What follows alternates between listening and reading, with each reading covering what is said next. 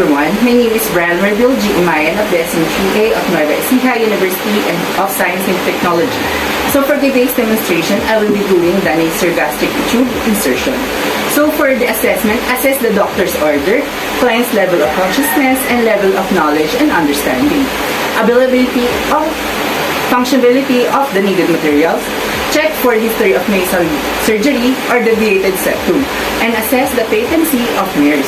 Then determine the presence of gag reflex and assess the mental status or ability to participate in the procedure. Then for the planning, before inserting the nasogastric tube, determine the size of the tube to be inserted and whether the tube is attached on the suction. Then prepare for the equipments, large or small bore tube, then non-allergenic adhesive tape. It must be 1 inches wide. Then clean gloves, water-soluble lubricant, facial tissue, glass of water and drink stock, 20 to 50 ml syringe with an adapter. Then basin, pH test strip or meter if applicable. Then delivering dipstick, stethoscope, disposable pad or towel, clamp or plug. Then anterior bulb for air vent if silencer tube is used. Then suction apparatus, safety pin and elastic band. And lastly, CO2 detector if optional. For the implementation, introduce yourself and verify the client identity using the agency protocol and explain to the client what you are going to do. Then assess the client to a high filer's position if his or her condition permits and support the head on the pillow. Then, good morning, ma'am. My name is Umayan of Nueva Ecija University of Science and Technology, and I'll be your student nurse for today. So, ang gagawin po natin ngayon ay kakabitan po natin kayo ng tubo sa ilong nyo. Then, pwede po ba kayo umangat, ma'am?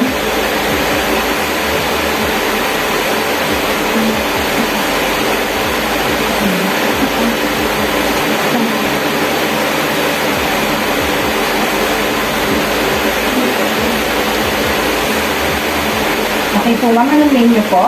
Ayan ang routine ng shower. Kailan niyo po yung birthday niyo po? November 1, 2000. Okay po. Then, place a towel or disposable pad across the chest, then perform hand hygiene and observe appropriate infection control procedures.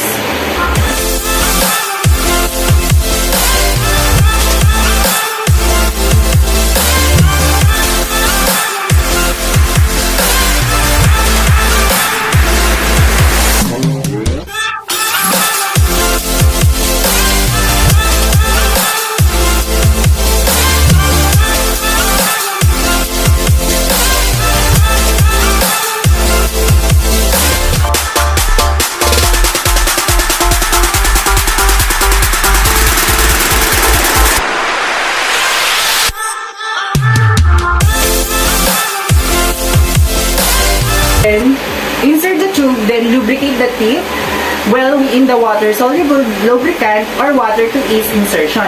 Insert the tube, its natural curve towards the client into the selected nostril and ask the client to hyperextend the neck and gently advance the tube towards the nasopharynx.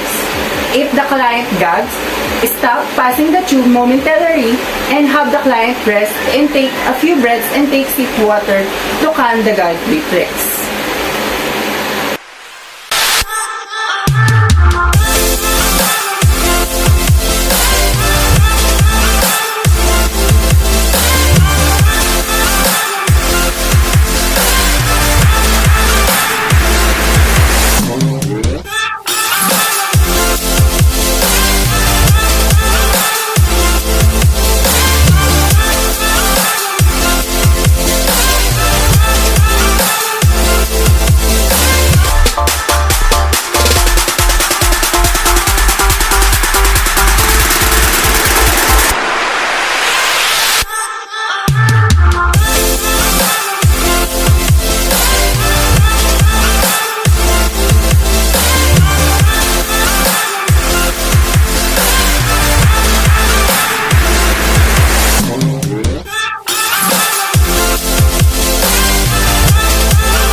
Then after that, ascertain correct placement of the tube, aspirate the stomach contents, and check the pH level. Then confirm by X-ray. Then place a stethoscope over the epigastrium and inject 10 to 30 ml of air of tube while listening to the whooshing sound. Secure the tube by taping onto the bridge of the client's nose.